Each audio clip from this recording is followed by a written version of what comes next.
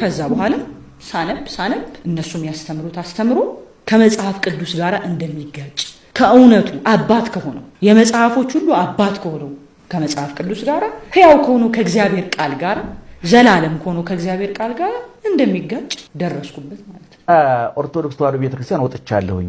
ለምን ወጣ ስትለው አይዛ ክርስቶስ አልተሰበከም ብሎ ነው የሚወጡት። እኔ እዚህ ተሰብኳል አልተሰበከም ለሚለው ቤተክርስቲያንን ጠንቅቄ እንደው በግምት በመላምት በሐሳብ ሳይሆን ተምሬ አውቄ ጠንቅቄ ስለማቃት ክርስቶስ እንዴት አርጋ በምን መጠን እንደሰበከችው ጥንቅቅ አርጌ ስለማቅ የሞላ አይምሮ ያረፈ ህሊና ይዤ ነው የምኖረው። እነዚህ ሰዎች ክርስቶስ አልተሰበከም ብለው ከወጡበት ቦታ ላይ ወንጌሉን መልእክታቱን ሐዲስ ኪዳኑን እያብራሩ እየፈተፈቱ ያንን እዚህ ታፈነናል፣ ክርስቶስ ጠምቶናል፣ ርቦናል፣ እሱን መስበክ አለብን ብለው የወጡ ሰዎች ሚዲያ ላይ ቁጭ ብለን ተመልከታቸው።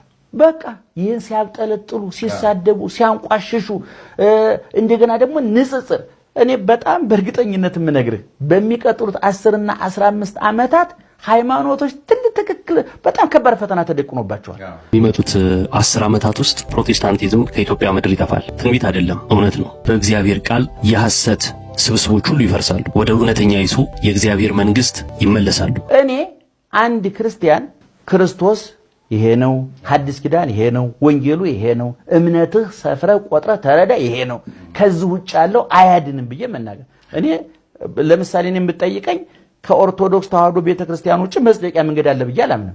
ብቸኛ ገነት የምገባባት ብዬ ሙጥኝ አድርጌ ያስኳት ኦርቶዶክሳዊ ተዋሕዶ ቤተክርስቲያን ናት። ኦርቶዶክሳዊ ተዋሕዶ ቤተክርስቲያን ደግሞ ዳቦን ከነመሶቡ፣ ደመናውን ከነዝናቡ፣ ንጉሱን ከነሰራዊቱ፣ ዛፉን ከነቅርንጫፉ፣ አምላኪና ተመላኪ፣ ሰጭና ተቀባይ፣ ንጉስና ወታደር ሳይምታታባት ጠንቅቃ የኖረች ቤተክርስቲያን ናት። ለምንድን ነው ሰው ማመዛዘን ያልቻለው? ኢየሱስ ሲባል የሚያስገፋ ከሆነ ሁሉም ነው መገፋት ያለበት ነው። ሌላው የሚለው ኢየሱስ ይለያል ነው። ከሌላው ኢየሱስ ይለያል። ልክ ነው። አዎ ይለያል። ገብረ ዮሐንስ ካለው ኢየሱስ ያንቺ ኢየሱስ ተለይቷል ማለት ነው። ገብረ ዮሐንስ ሳይገፋ አንቺ ከተገፋሽ አይደለ? ተለይቶብናል ማለት ነው። የገብረ ዮሐንስ ኢየሱስ ተለይቶብናል። ኦርቶዶክስ ቤተክርስቲያን ይሄንን ያህል መስቀል አንጠልጥላ ኢየሱስ ሲባል ሰዎችን የምታሳድድ ከሆነ ማርያም ሲባል የማይረበሹ ከሆነ ችግር አለ ማለት ነው የሚል ደግሞ ሌላ ጥያቄ። ለምንድን ነው ኢየሱስን አይደለም ወይ የምናመልከው? በቅንነት ነው። እኔ እሺ እንደሰማችሁት ነው። እህቴ ባለሽበት ሰላምሽ ይብዛ። ምሰሚኝ ከሆነ እንደዚህ አይነት ውሸቶች ቤተክርስቲያን ላይ መፈበረክ፣ ቤተክርስቲያን ላይ መዋሸት አልፎበታል። አሁን ጴንጤዎቹ ራሱ ቢሰሙ የነቁ ጴንጤዎች ማለት ነው ይስቁብሻል። ለምን የጌታ ቤተክርስቲያን ጌታን ትሰብካለች፣ ጌታን ትናገራለች። እስከዛሬም እየተናገረች ነው። አሁንም ጌታን ይዛ ይሄው ቤተክርስቲያኒቱ ዘመናትን አልፋለች። እንዲያው እንደዚህ አይነት ውሸትን መቼ እንደምትተውት አላውቅም። ይሄ አልፎበታል። ለማንኛውም ሌላ ነገር እስቲ ሞክሩ። ለማንኛውም አንድ መዝሙር ልጋብዝሽ፣ ወደ ራሱ ቤተክርስቲያን ይመልስሽ። ከሞት ከዛ ከድቅድቅ ጨለማ ከዛ በመንፈስ በአስጨናቂ የሆነ መንፈስ በዛ በዲያብሎስ መንፈስ በአጋንንት መንፈስ ከመታሰር ጌታ ያውጣሽ። የሆነ ጽሁፍ ማን እንደጻፈ አላስታውስም። እንዲሁ አንብቤው መንገድ ላይ ነበርኩና ማን እንዳለው ትዝም ሳይለኝ አለፈ። ብቻ የዛሬ 30 ዓመት 40 ዓመትም ቢጠየቁ ኦርቶዶክስ እኮ ብለው ነው የሚያወሩትና ትዝታቸው ነች ቤተክርስቲያን የሚል ጽሁፍ ተጽፎ አይቼ ነበርና በጣም ደስ ያለኝ አባባል ነው። ተሙ ነው የጻፈው። ተሙ ጋር ነው ያየሁት እንደዚህ ነገር። ተሙ ጋር ነው መሰለኝ፣ ግን ከዛ በፊት ሄኖክን ጽፏል እንደዚህ አይነት ነገር። ብቻ ጽሁፍ በጣም ቆንጆ ሐሳብ ነው። በጣም ቆንጆ ሐሳብ። የዚህን ያክል ጊዜ ቆይቶ ወጣ ኦርቶዶክስ ነው የምትለው ታሪክ የላቸውም። እዛ ሄደው የሆነ የተሰራ ታሪክ የለም፣ ያገኙት ታሪክ የለም፣ ታሪክ የላቸውም። እና የዛሬ 40 ዓመትም እነዚህ ሰዎች ቢጠየቁ ያኔ ኦርቶዶክስ እያለን ነው ወሬያቸው። ሌላ ወሬ ሊያወሩ አይችሉም። እና ለምሳሌ እንዳጋጣሚ ማለት ነው መኩ ትላንትና ቁጭ ብለን ስለ በፊት የዛሬ 4 ዓመት 3 ዓመት ታሪካችን እያወራን ነበርና አይደለ? ይቺ እንኳን ታሪካችን ነች። ፎቶዎች እያየን ምናምን በጣም እየተዝናናን ነበር ማታ ማለት ነው ከጀማው ጋር ነገር እና እቺ እንኳን ትዝታ ሆና ገብተዋል። የዛሬ 3 ዓመት 4 ዓመት ትዝታ አለን እኛ። እነሱ የላቸውም። ሄደው እዛ ትዝታ የላቸውም። ሄደው እዛ የገጠማቸው ማለት ለሚዲያ የሚበቃ የሚያወሩት ነገር የለም። ስለዚህ በቻሉት መጠን ኦርቶዶክስ ነች ትዝታቸውና ኦርቶዶክስ እያሉ ያወራሉና አልሰማዋትም። ግን ሰው ልኮልኝ መዳን በሌላ የለም የሚለው ላይ የሚመልስልኝ አጥቼ ምናምን ብላ ስቀባጠር ነበር አሉ። ገብቻ ያዋለው በእርግጥ ግን በጣም ነው የሚያስቀው።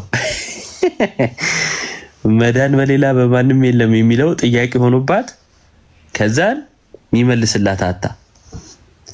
አይገናኝም። ከዛ ኢየሱስ ስንል ተገፋን።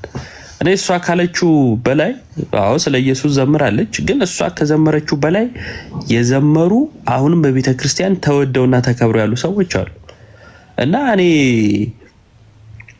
ለምንድን ነው ሰው ማመዛዘን ያልቻለው?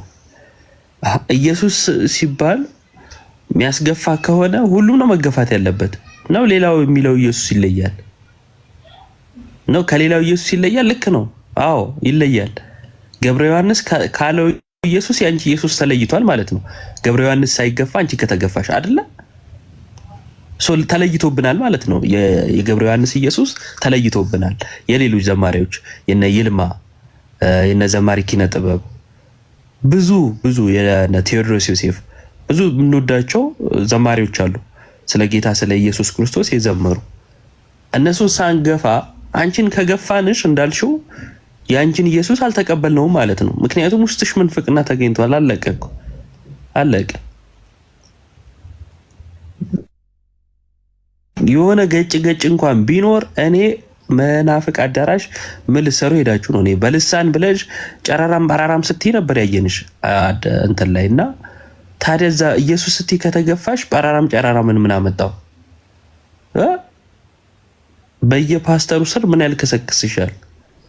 ሲስቱካ ማይገናኝ ሐሳብ እኮ ነው። እንዳንቀበላት እንኳን ለመስማት እንኳን አይመችም። እና ታው አንዳንድ ሰዎች በተለይ ማንች እንትና ዘርፌ ብዙ ታሪክ ያላት ሰው ነችና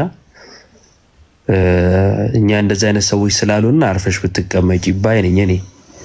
ምክንያቱም በብዙ ማንነት ስለምትታወቂ ማለት ነው ከሚዲያውም ባለፈ እና ይሄ የወጡ ቤተክርስቲያንን ለማንቋሸሽ ለመሳደብ ምክንያት እየፈለጉ እንደዚህ አጓጉል ነገር መናገር ተገቢ አይደለም። እና ምንም የምታውቀው ነገር የለም በነገራችን ላይ ምንም። እና ብዙ ተጋግጣለች በዘፈኑም በመምጣቱም ከዛ በመሄዱም ተጋግጣለች። ግን ያሰበችው አልሆነላትም። እና ከሄደች በኋላ ከመዝሙሩም ባለፈ እንደው እንደ ልሳንም እንደ ስብከትም ምናምን ሞካክራ ነበረ። ምክንያቱም አብረዋት የሄዱት ተተኮሱባት። በአንድ ሌሊት ነው የተተኮሱት የተባለ። በጋሻውም የራሱን ካምፓኒ ያቋቁሟል። ትዝታውም ተፍተፍ እያለ ነው ምናምንና ስታየው እሷ ብቻ ነች ድክርት ብላ የቀረችውና የግዴታ የሆነ ነገር ያስፈልጋል፣ የሆነ ማነቃቂያ። እንደውም ምንድነው ሱቅ ልከፍት ነው ወይ ያለኝ ሰው ነበር። ለማንኛውም የሆነ አትርሱኝ ነገር ነው። አትርሱኝ ነገር እንትኑ ራሱ ወሬው ራሱ አትርሱኝ ነው። አቅራቢዋም ያው ምን የምታውቀው ነገር የለም። ፈሳሞች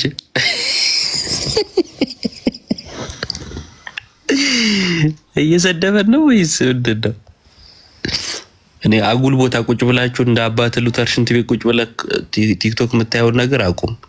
ምን አይነት ሰው ነው አሁን በጾም እና ሲሚት ላርግ። ለማንኛውም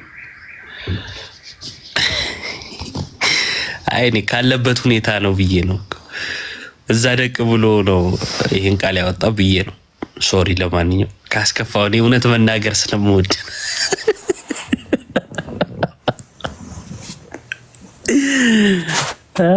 እና አሪፍ ነው መኩታ። እንደዛ ነው። እሺ ዮባ ለማንኛውም ቃሉት ያሰማልኝ። በቃ እስቲ የኢየሱስን ዝማሬ እንስማ። እስቲ ሐሰተኞች ይስሙ መጥተው ጋብዘናቸዋል። ለማንኛውም አታውቅም የሚሆን ማለት ነው። ዋው አይ እንትን ነው ትኩረት መሳብ ሲፈልጉ አሁን ሰሞኑን በስድብና ያው ምንድነው የጠላት እንደሚባለው ከዛ ያሉት ሰዎች ቤተክርስቲያን ስትሰደብላቸው መስማት ይወዳሉ።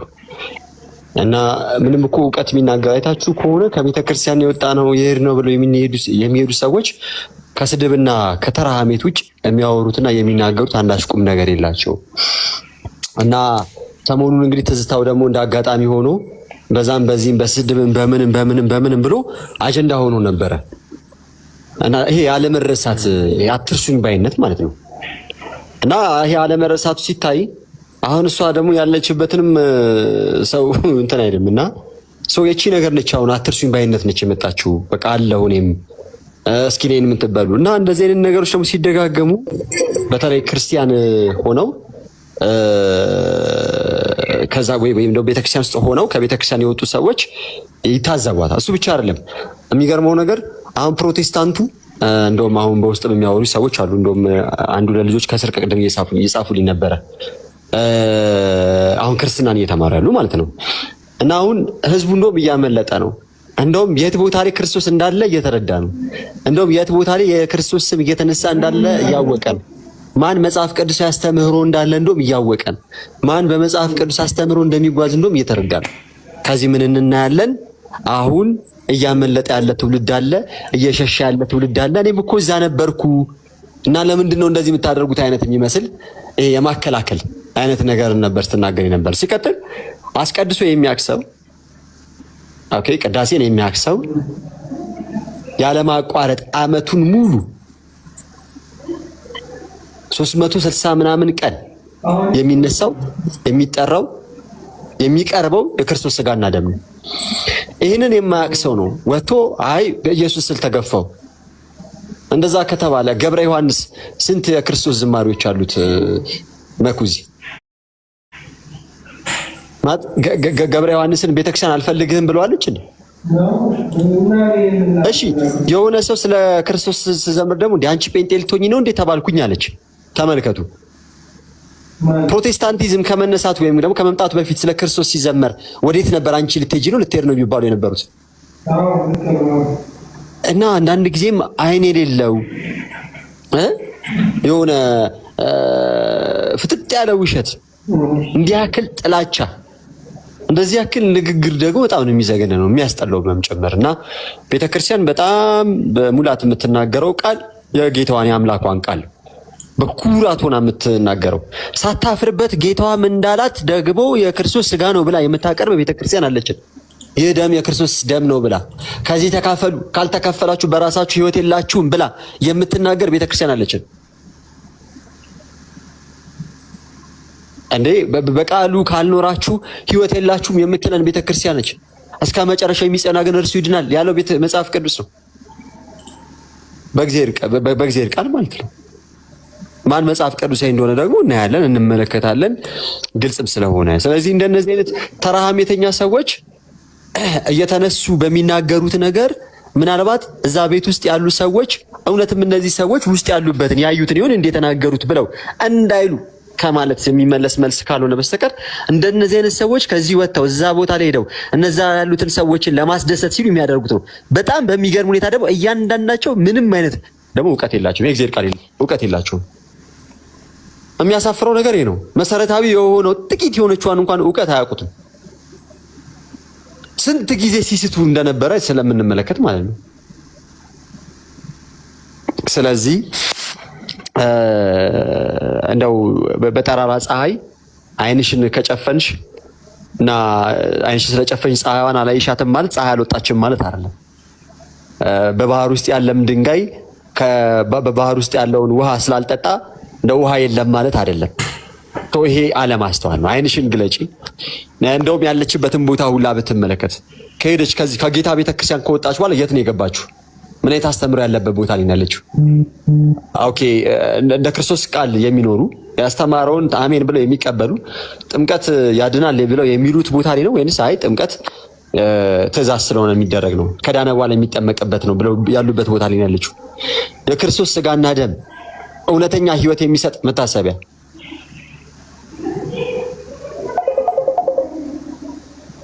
መታሰቢያው ራሱ የሚያድን የዘላለም ህይወት የሚሰጥ ብለው የሚቀበሉበት ቦታ ላይ ነው ያለችው ወይንስ አይ ጀስት ተራ መታሰቢያ ነው እናም ደግሞ የሚጠቅመው ነገር የለም በቃ ያው ተራውን አሳልፎ እና በቃ ይመላለሳል ብለው የሚሉት ጋር ነሽ ያለሽው?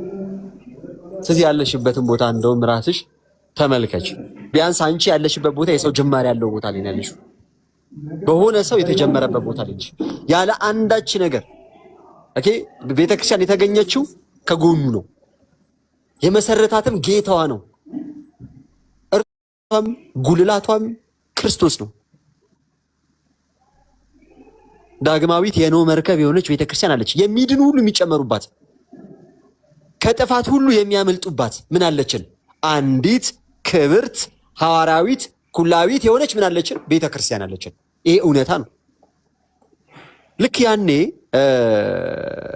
እነ ሐናና ቀያፋ ይሄ የማይስማሙ የነበሩ አካላቶች ኦኬ የማይስማሙ የማይገናኙ የነበሩ አካላቶች ክርስቶስን ለመስቀል ሲሆን ጌታን ለመስቀል ሲሆን እንደተስማሙት ሁሉ አንድ ያልሆኑ ምስቅልቅሉ ይወጣ ብትንትን ያሉ አስተምህሮ እንኳን ያላቸው ቤተክርስቲያን ለማጥቃት ግን አንድ ይሆናሉ።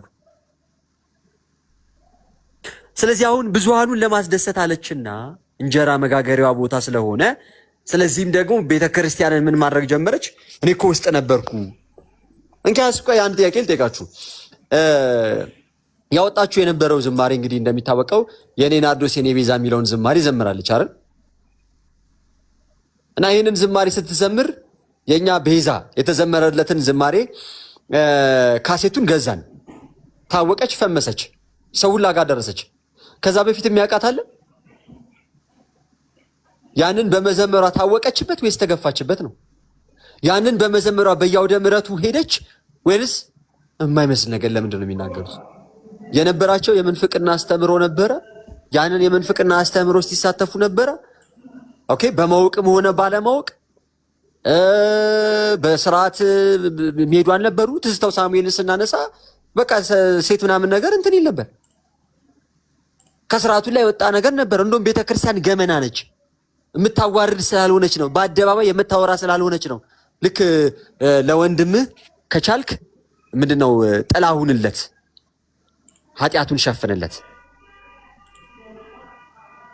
ኦኬ ለወንድምህ ከቻልክ ኃጢአቱን ተሸከምለት፣ ካልቻልክ ግን ልክ እንደ ጥላ ሸፍንለት ይላል አንድ አበው ከቤተክርስቲያን አባት ውስጥ አንዱና እንዴት ነው ነገርየው? እንደውም ቤተክርስቲያን ስለሆነች እንጂ ይሄን ቃል ዕለት ዕለት የምታስተምረውና የምትኖረው ቤተክርስቲያን ስለሆነች እንጂ እኮ እውነት እንነጋገርማ ከተባለ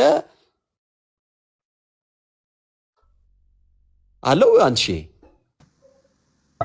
አዎ አለ መኩን የሌለው እሺ እውነትማ እንነጋገር ከተባለ እንደ ስራቸውማ ቢነገር ኖሮ ዛሬ ሰው ፊቱላ እንዲቆሙ የማይሆኑበትን ብዙ ስራ አጥሰው ብዙ ችግሮችን ልክ እንዳልካቸው ምንድነው እንዳልክ ያለው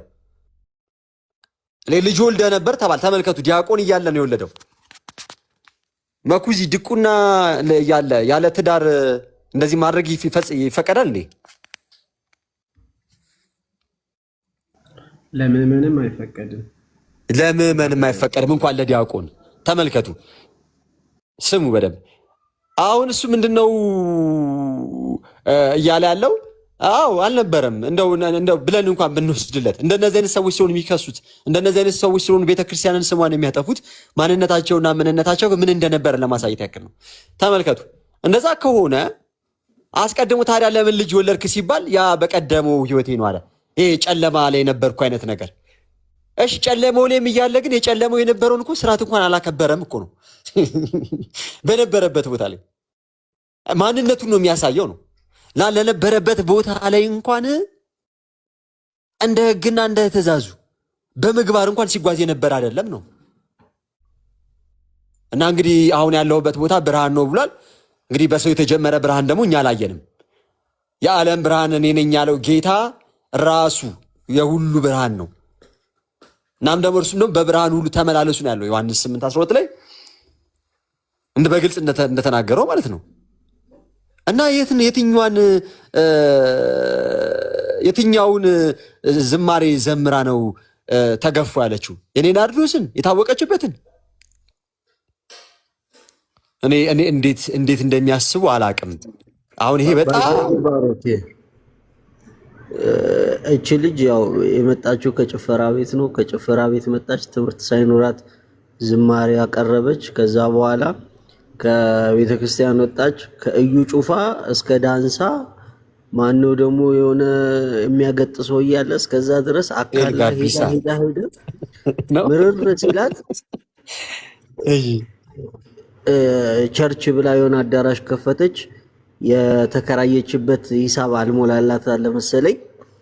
ኦልሞስት 3 ወር 4 ወር ምናምን ነገር ጠፍታለች ቸርች ምናምን ከሚባለው ሙድ ውስጥ። እንደውም ከሰማችሁ ወደ ቤተክርስቲያን ተመለሺ ምናምን ቢል በጣም ብዙ ቪዲዮዎች ይለቀቁ ነበር ይህን ሰሞን ማለት ነው። ለሱ ካውንተር ለመስጠት የተደረገ እንትን ነው እንጂ ቃለ መጠይቅ ነው እንጂ አቴንሽን ፍለጋ አሁንም እንደዚህ ነኝ ምናምን ለማለት ነው እንጂ ምንም በቃ የለችበትም። ከሁሉ ነው ከትምህርት የለችበት ከምን የለችበት። በየአዳራሹ የዞረች ሁሪ ሁሪ ሁሪ ሁሪ ያለች ስጮህ የነበረ ሰው እንግዲህ አስበው። እውነተኛው ክርስቶስ ከሚሰበክበት ቤት የማይታወቅ እኛ ክርስቲያኖች የማናውቀውን ኢየሱስ ሰበኩኝ እንደዚህ ያልኩኝ ዘመርኩኝ ተብሎ ከወጣች ይሄ የጭንቅላት ቅንጭርና ነው እንጂ የእውቀት ማነስ ነው እንጂ ፈጽሞ ከቤተ ክርስቲያን ማንም ያባረራት የለም። ጭራሽም እኮ ሰውን ተከትላ ነው የወጣችው እኮ እንጂ ለብቻ ስም ተጠቅሶ ራሱ የተጻፈባትን እንትን አላቅም። ኖርማሊ ብዙዎቹ የምናውቃቸው ስም ሳይጠቀስ ተባረርን እንትናል የሚሉ ሰዎች ናቸው እንጂ በስርዓቱ ትምህርት ኑሯቸው በዚህ ነገር መንፍቃችኋል ተብሎ የተባረሩ እንኳን በጣም ጥቂት ናቸው።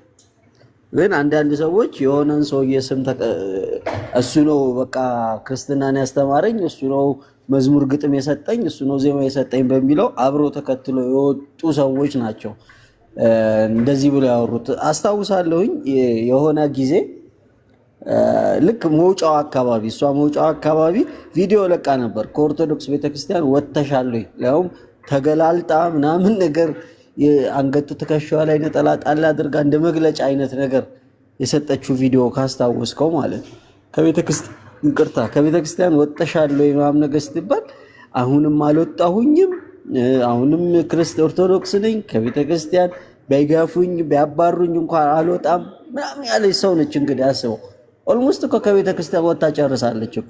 ያኔ እኮ በልሳን ታወራ ነበር እኮ ያኔ። እንዴት ነው ይሄ ነገር ተመሳሰለብኝ?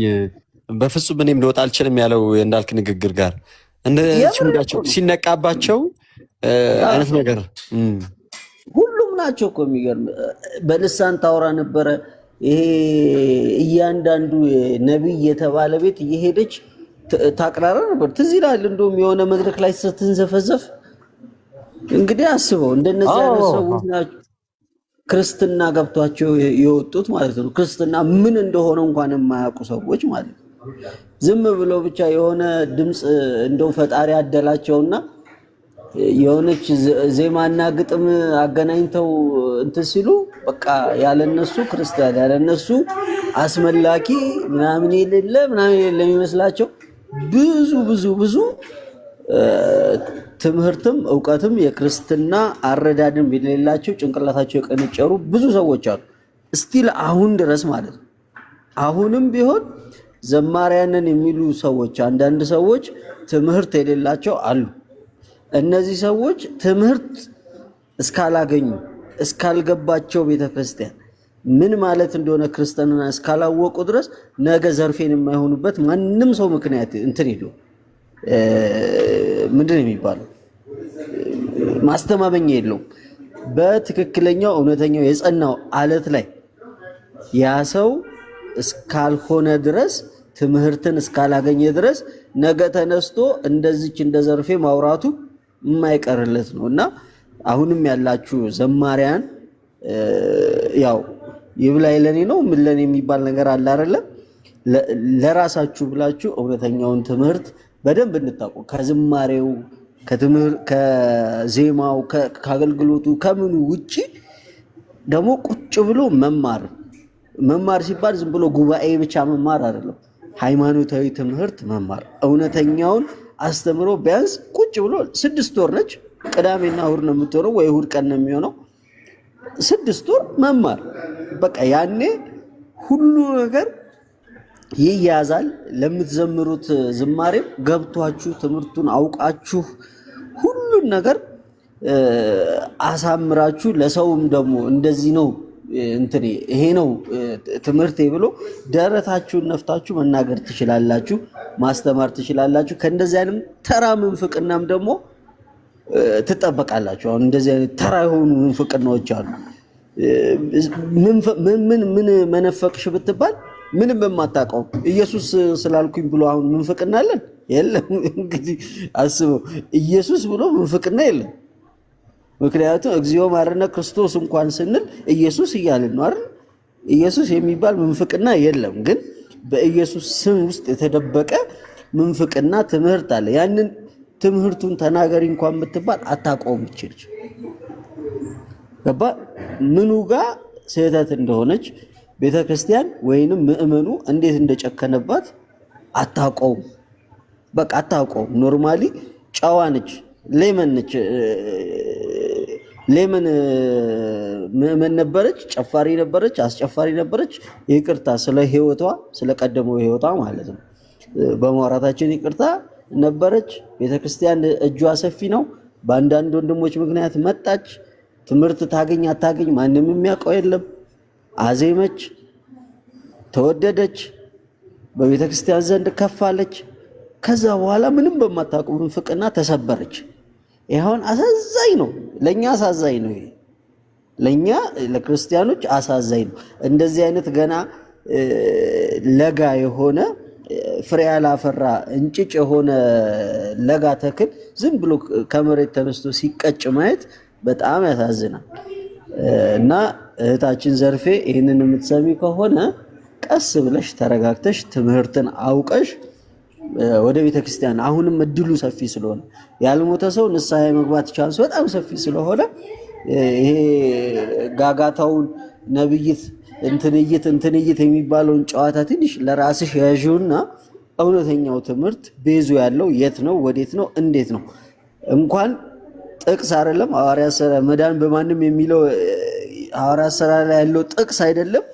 ሙሉ መጽሐፉ እንኳን የቤተ ክርስቲያን መሆኑን እንኳን ማወቅ አለብሽ። መጀመሪያ ሙሉ መጽሐፍ ቅዱሱ ቤተ ክርስቲያን የራሷና የግሏ መሆኑን እሱም መረዳት አለብሽ። እንኳን አንዲት ግንጥል የሆነች ጥቅስ አይደለም ማለት ነው። እና በተቻለሽ አቅም ቀስ ብለሽ ቆም ብለሽ ከልብሽ ሆነሽ ወደ ራስሽ ተመልሰሽ ሉቃስ 15 ላይ ነው ያለው አይደል? ያ የጠፋው ልጅ ልክ እንደ ጠፋው ልጅ ወደ አባትሽ ቤት ብትመለሺ መልካም ነው። እዚህ ሁሉ ሰፊ ነው፣ ምግቡ ሰፊ ነው፣ የጌታ ስጋና ደም ሰፊ ነው። አምባሩ ብዙ ነው፣ ጌጡ ብዙ ነው። እንደው ንጥት አድርጎ እጥብ አድርጎ የሚሸላልምሽ ነውና ተመለሺ። የአምባር ጌጥ ይጠብቅሻል፣ እሱን አጥልቂ ለማለት ያክል ነው። ግባ እንግዲህ። አመሰግናለሁ ባሮኬ፣ አቋርጫለሁና ይቅር በለኝ። ጥሩ አንድ ሺህ ቃል ያሰማን። ጥሩ ኦልሞስት እኔም እያጠቃለልኩ ነበረ ሀሳቡንና ስለዚህ በቃ ብርሃናችን ክርስቶስ ነው። ልክ በዚህ በዮሐንስ ወንጌል ምዕራፍ 8 ቁጥር 12 ላይ ደግሞም ኢየሱስ እኔ የዓለም ብርሃን ነኝ፣ የሚከተለኝ የሕይወት ብርሃን ይሆንለታል እንጂ በጨለማ አይመላለስም ብሎ ተናገራቸው። ስለዚህ እርሱን መከተል ያልቻለ ሰው በምን ይኖራል? በጨለማ ውስጥ ይኖራል። ስለዚህም ያንን ጨለማ ደግሞ ወደ ብርሃን ያመጣው ከዛ ድቅድቅ ጨለማ ደግሞ ወደ ሕይወት ወደ ብርሃን ሕይወት ያመጣን እርሱ ክርስቶስ ከሆነ ጊዜ በኋላ በሆኑ ሰዎች አይደለም። ያንን ጨለማ የከፈተው ወደ ብርሃን ያመጣው ያንን ሞት የገደለው ራሱ ነው። ያንቺንም ቤተክርስቲያን ደግሞ ያስገኛት እናም ደግሞ የሰራት ክርስቶስ ኢየሱስ ራሱ ነው። ሐዋርያት ደግሞ ሰበሰቧት። ስለዚህ ምን ማድረግ አለብን መሰላችሁ? እናንተ የተወደዳችሁ እንደነዚህ አይነት ሰዎች ሲመጡ ኑ በብርሃኑ ተመላለሱ ማለት ነው። ምክንያቱም ይሄ ጨለማ ውስጥ ያለ ሰው ሐሳብ ስለሆነ ራሱ የጌታን ቤተክርስቲያን ነው ምን እያሉ ያሉት እየተቹ ያሉት። ስለዚህ በብርሃኑ እንዲመላለሱ ምን ማድረግ አለብን? እድል እንዲያገኙ እናም ደግሞ የቻልነውን ደግሞ እያካፈልን በብርሃን እንዲመላለሱ ማድረግ አለብን። ጌታ ደግሞ ይርዳት።